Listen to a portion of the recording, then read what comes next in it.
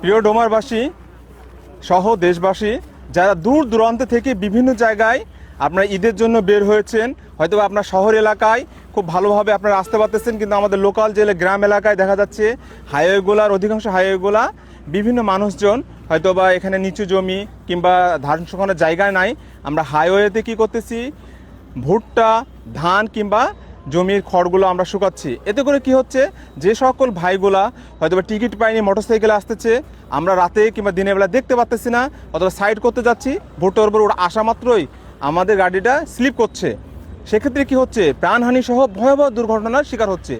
আমরা এত কষ্ট করে, এত শ্রম ব্যয় করে আমরা ঢাকা কিংবা চট্টগ্রাম বিভিন্ন জায়গা থেকে ঈদ করার জন্য প্রিয়জনের সাথে আসতেছি, কিন্তু আপনারই মা, আপনারই খালা, আপনারই ভাই, কেউ না কেউ আমরা ওদের জীবনটা মৃত্যুর মুখে ঠেলে দিচ্ছি জাস্ট এই আমাদের অসতর্কতা, এই শুকানোর এই কার্যক্রমের জন্য।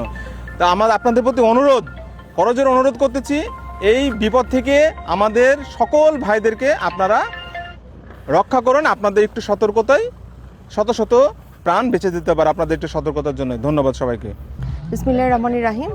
আমরা দেখতে পাচ্ছি যে আমাদের যে গ্রামীণ রাস্তাগুলো এবং মহাসড়কে এই ধান, ভুট্টা এগুলো শুকানোর কারণে যে দুর্ঘটনার ঘটছে, তো ইতিমধ্যে আপনারা জানেন যে ডোমারে কয়েকটি দুর্ঘটনা ঘটেছে।